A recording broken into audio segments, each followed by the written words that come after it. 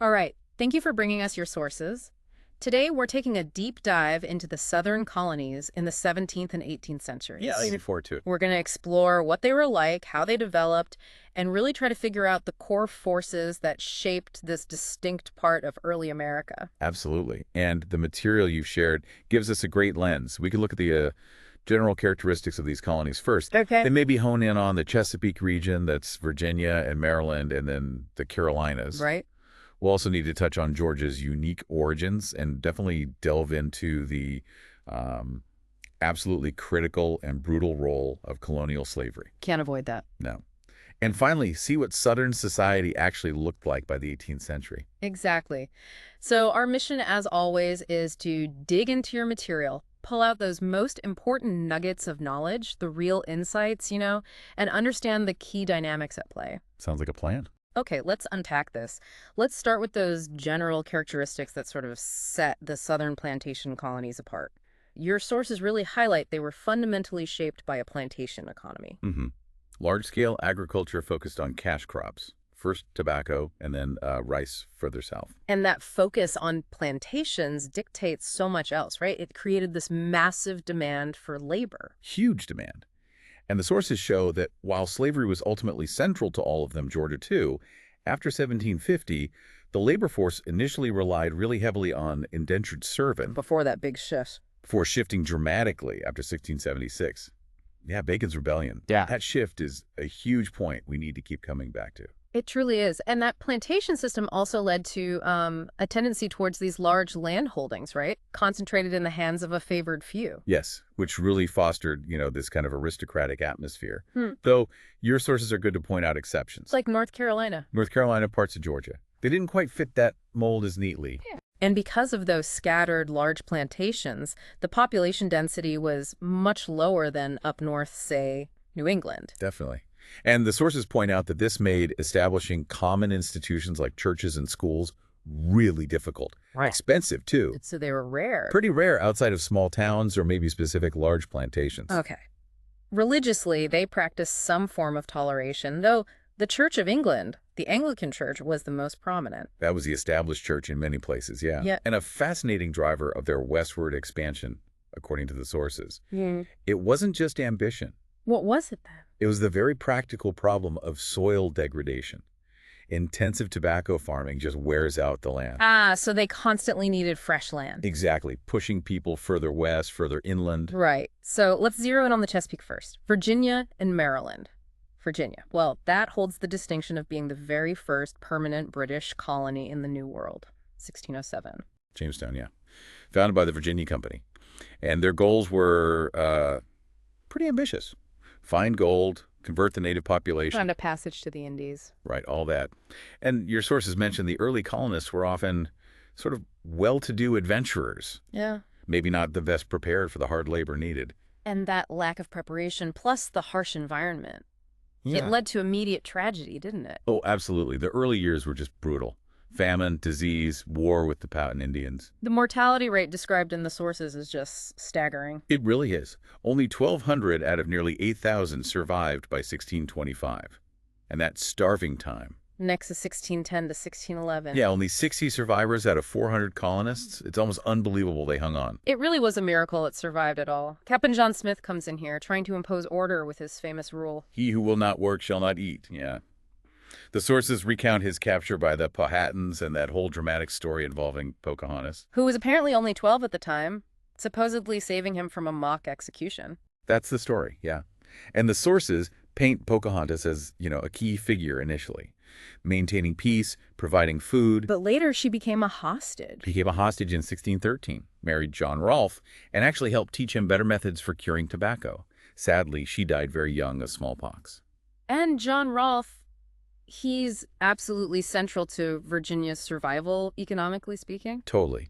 He introduced that new, hardier strain of tobacco. That crop became the lifeblood, the cornerstone of the colony. It led directly to the plantation system emerging. Yep. That phrase from the sources, colony built on smoke, it really captures it, doesn't it? It really does. Then, 1619, the London Company makes another big move, authorizing the House of Burgesses. Right, a nugget of self-government. The first miniature parliament in British America. Though mainly for property owners. Primarily, yes. Yeah. And your sources note it was actually created as an incentive. They were trying to attract more settlers. They were desperate. But despite that step towards self-government, King James wasn't exactly a fan. No, the sources say he hated tobacco, thought it was unhealthy, and saw the assembly as potentially uh, seditious, risky. So in 1624, he just revoked the Virginia Charter. Yep, made Virginia a royal colony directly under the crown's control. Okay. Moving just north then, to Maryland. Slightly different origin story there. Yeah, granted by Charles I to Sir George Calvert, Lord Baltimore, had a dual purpose. A haven for English Catholics. Right, who faced persecution back home. And of course, profit. That was always part of the equation. But like Virginia, reality kind of complicated the initial vision. It did. More Protestants moved into Maryland than Catholics, so pretty soon Catholics found themselves a minority. And started fearing they'd lose their own religious freedom. Exactly. Which led directly to the passage of the Act of Toleration in 1649. Now, the Act of Toleration gets mentioned a lot, but your sources note its limitations. Big limitations. It guaranteed toleration to all Christians, but, and this is a big but, it imposed the death penalty for anyone who denied the divinity of Jesus. So explicitly excluding groups like Jews and atheists. Right. The motive, as the sources make clear, was primarily Catholic self-protection.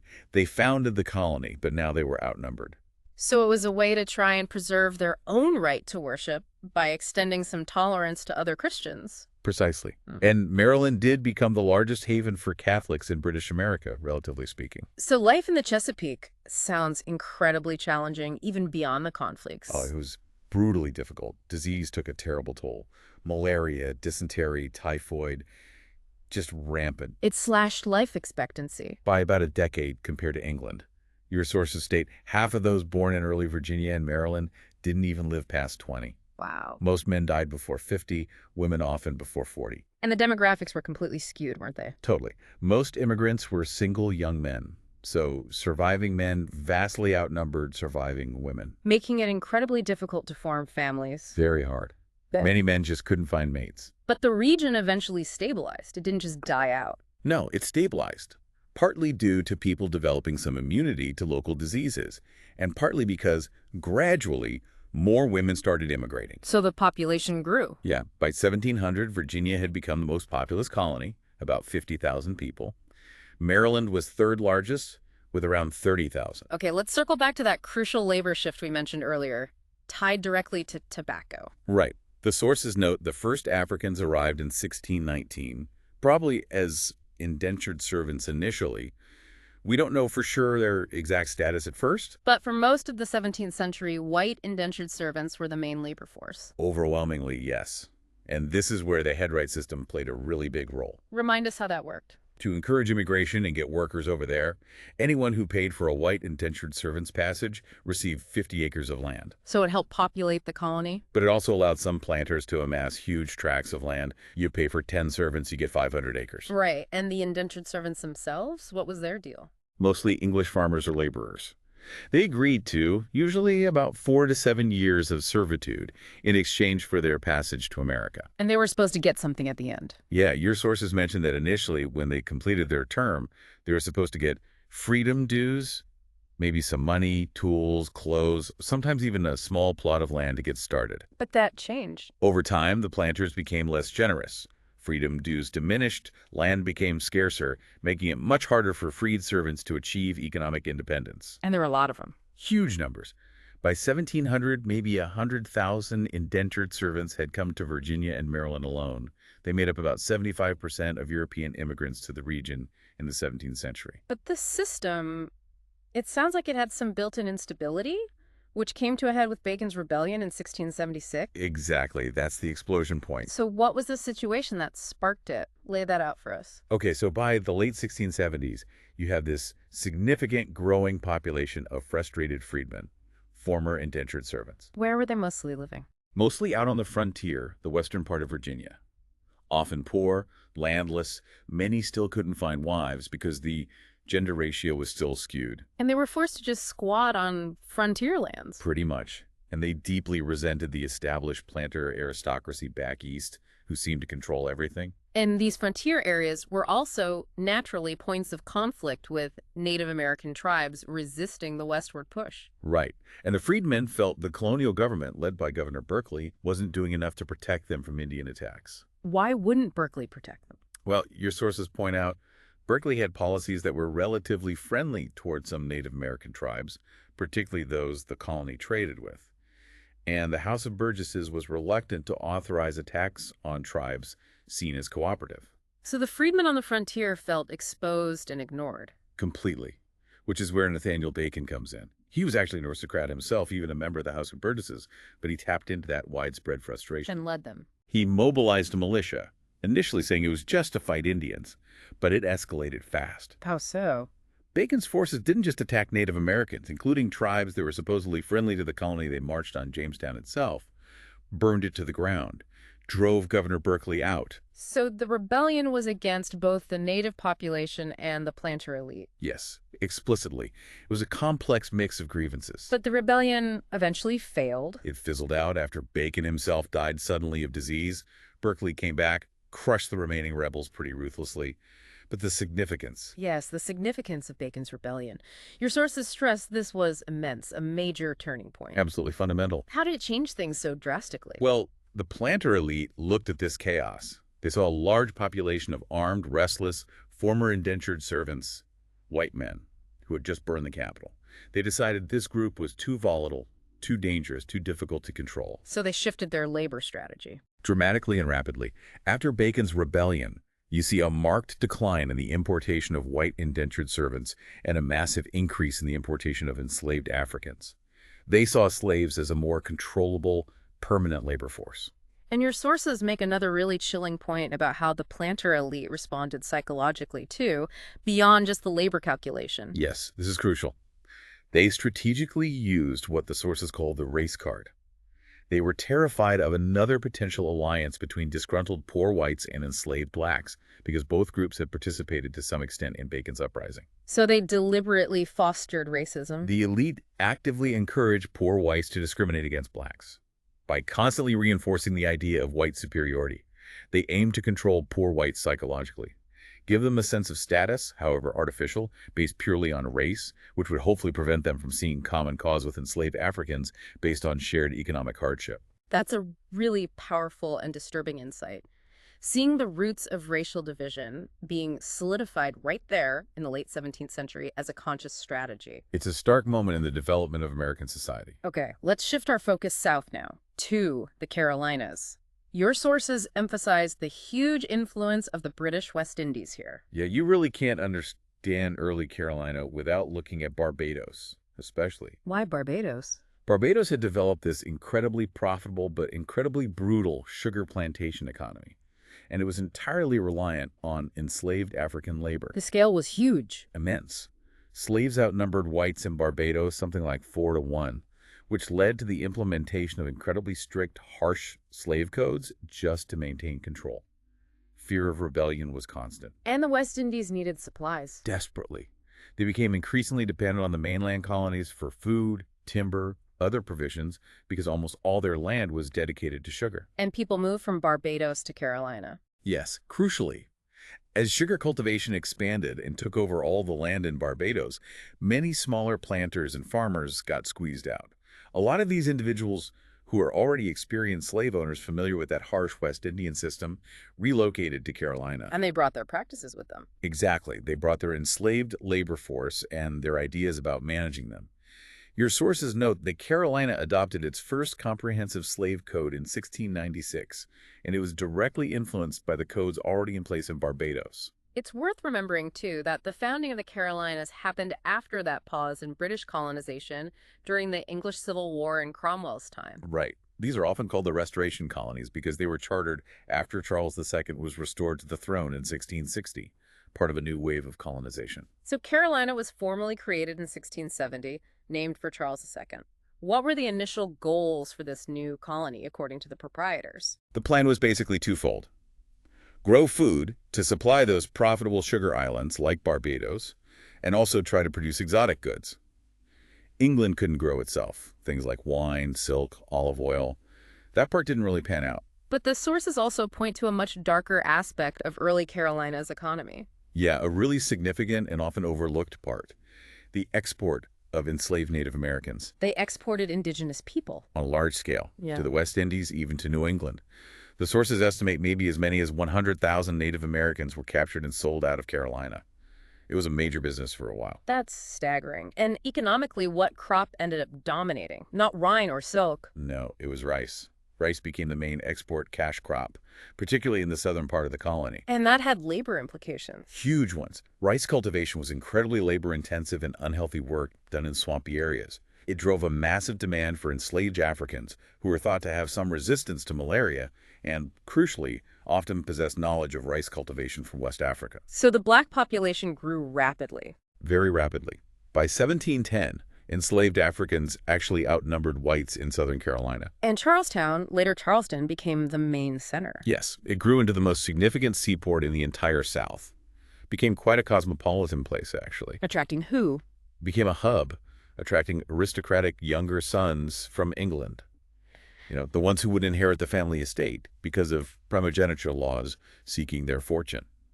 Charlestown was also known for having more religious toleration than some other colonies. But it wasn't peaceful. No, that southern region faced constant threats. Skirmishes with Native American tribes and significant conflict with the Spanish base in Florida, who saw the British presence as an encroachment on their territory. Now, the northern part of the original Carolina grant developed very differently, didn't it? Leading to the split. Completely differently. It led to the official creation of North Carolina as a separate colony in 1712. And what was North Carolina like? It essentially became a refuge, a place for poor whites, often squatters and religious dissenters, who felt unwelcome or marginalized in the more aristocratic Southern Carolina or in Virginia. So it had a different social and political character. Very different. Your sources describe North Carolina as being the most democratic, independent-minded, and least aristocratic of the original 13 colonies, kind of like a southern version of Rhode Island in spirit. But despite that more democratic vibe among whites. Unfortunately, the sources also note that the settlers there treated Native Americans just as ruthlessly as elsewhere, participating heavily in the Indian slave trade. Okay. Finally, let's touch on Georgia, the last one founded. The last of the original 13 British American colonies, yeah? Yeah. Founded quite late in 1733 by James Oglethorpe. And its purpose was quite specific. Very specific and dual. First, it was intended as a philanthropic venture, a haven for English debtors who would otherwise be languishing in prison. Give them a fresh start. And the second purpose? Strategic.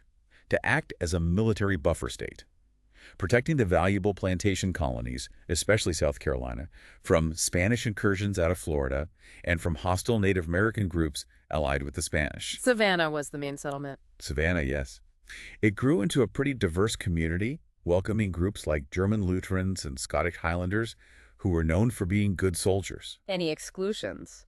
Your sources note that Catholics were initially excluded, largely due to the conflict with Catholic Spain. And, significantly, slavery was initially prohibited in Georgia. Really? Why? Oglethorpe and the trustees had idealistic reasons, wanting a colony of hardworking small farmers. They also worried slaves might undermine the military readiness of the white settlers or flee to the Spanish. That didn't last. No, it wasn't introduced until after 1750. There was immense pressure from settlers who saw the economic success built on slave labor just across the river in South Carolina and demanded the right to own slaves too.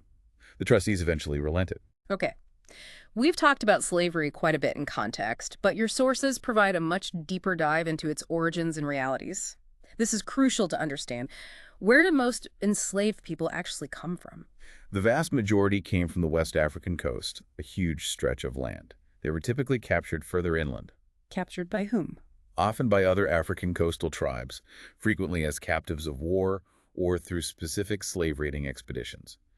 They were then marched, often hundreds of miles, to coastal forts or trading posts to be sold to European and American slave traders. And that journey to the coast was brutal itself. Incredibly brutal. Your sources estimate the death rates just on that forced march to the coast could be as high as 40% before they even saw a ship. Sheer scale of the transatlantic slave trade, it's almost impossible to really comprehend. It is. The numbers are devastating. Estimates vary, but your sources suggest something like 50 million Africans might have died or been enslaved during the main period of the trade in the 17th and 18th centuries. And how many actually reached the New World? Of the estimated 10 to 15 million Africans forcibly transported across the Atlantic, only a fraction, about 400,000, ended up in what became British North America. Where did the vast majority go? To the Spanish and Portuguese colonies in South America, and especially to the incredibly demanding sugar plantations of the West Indies, where mortality rates were even higher. And the journey itself, the Middle Passage, your sources describe it as infamous for its horror. Truly horrific conditions. Yeah. Estimates suggest that between 20% and maybe even a third of the enslaved people died during the voyage across the Atlantic. What were the conditions like? Just abominable. The sources describe people being crammed into tiny spaces below deck, sometimes spaces literally the size of a coffin, chained together, often neck to neck, leg to leg, Yeah. lying in filth, excrement, vomit for weeks or months on end. Unable to move. In many cases, the space between decks was so small they couldn't even sit upright or turn over, just forced to lie there. Disease spread like wildfire. And if they survived that? If they survived that ordeal, they were brought to auction blocks in ports like Newport, Rhode Island, which became a major center for the slave trade, and of course Charleston, South Carolina, sold like livestock. And while we know Africans were in Virginia from 1619, the numbers in North America stayed relatively small for quite a while. Yeah, through much of the 17th century. Your sources note only about 2,000 enslaved people in Virginia by 1670. Maybe 7% of the southern plantation population at that point. But the numbers just exploded after 1700. What drove that dramatic increase? Several factors came together. One was rising wages back in England in the 1680s. This made it less attractive for poor English people to sign up for years of indentured servitude. The pool of white labor shrank. And Bacon's Rebellion had already shifted preferences. Exactly. By the 1680s, black slaves were already starting to outnumber white servants in the Chesapeake because planters preferred them after the rebellion. Then, the critical factor. In 1698, the Royal African Company lost its government-granted monopoly on the British slave trade. So that opened the door for others. It threw the trade wide open. Independent merchants and ship captains, especially from New England ports like Newport, rushed into this incredibly lucrative, incredibly brutal business. And that dramatically increased the supply of enslaved people brought directly to North America. Drastically. The numbers just soared. By 1750, enslaved people made up over half of Virginia's total population, and in South Carolina, they outnumbered whites 2-1. Your sources mention that a tiny, minuscule number of enslaved people managed to gain freedom, or even, paradoxically, become slave owners themselves. Yes, but they correctly stress this was absolutely exceptional, not remotely representative of the experience of the vast majority held in bondage. And as the enslaved population grew so much, especially in places like South Carolina where they outnumbered whites, white colonists became increasingly fearful. Deeply fearful of rebellion. And this fear led directly to the passage of increasingly harsh and comprehensive laws known as slave codes. What were some of the key features of these codes? What did they establish? The absolute fundamental principle was that enslaved black people, and crucially their children, were legally defined as property chattel belonging to their white masters for life, perpetuating slavery across generations. What else? Teaching slaves to read or write was often made a crime. Whites feared literacy could lead to organizing or rebellion. And importantly, the codes explicitly stated that conversion to Christianity did not grant freedom. Baptism didn't change their enslaved status. And the codes in South Carolina were particularly harsh. Yes, heavily influenced by those brutal codes from Barbados. They were seen as a model and influenced the slave laws passed in other Southern colonies. And your sources make a very direct connection between this entire system of chattel slavery and the development of racism in America. They argue very strongly that slavery became the very root of American racism. It wasn't just about labor. It established this rigid, inescapable color line. Your status, property, or free was determined by your perceived race, your skin color. And this idea of inherent inferiority based on race got embedded in law.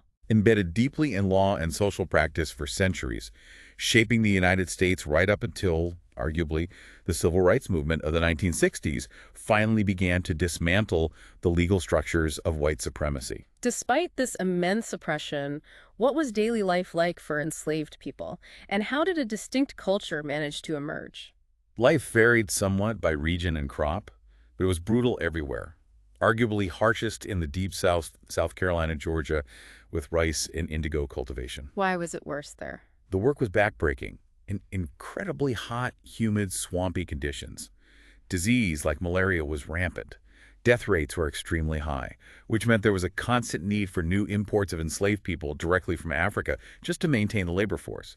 Plantations were often more isolated, too. And in the Middle South, like Virginia with tobacco. Still brutal, but perhaps slightly less deadly overall. Tobacco plantations were often larger and sometimes closer together, which might have allowed enslaved people a bit more contact with friends and family on neighboring estates. And your sources note a key demographic shift in the Chesapeake by the 1720s. Yes, a crucial development. By then, there was an increase in the proportion of female enslaved individuals, which made the formation of families more possible. And this led to population growth. Yes, this higher birth rate among the enslaved population meant that North America became one of the very few slave societies in history where the enslaved population actually grew significantly through natural reproduction, rather than relying almost entirely on continuous imports from Africa like the West Indies did. And out of these terrible circumstances, an African-American slave culture started to form, a blend of traditions. Absolutely. A resilient and vibrant culture emerged, blending elements from various West African traditions with the new American environment and influences from European culture. What are some examples your sources highlight? Things like the development of the Gullah language on the isolated sea islands off South Carolina and Georgia, a unique Creole mixing English with various West African linguistic structures. Musical instruments like the banjo and the bongo drum were African imports. Dances like the ring shout, a form of religious expression, had African roots and contributed to later musical forms like jazz. And religion. Religion was incredibly important, often a blend of Christian forms learned in America with retained African spiritual beliefs and practices. The idea of a free afterlife offered profound solace and hope.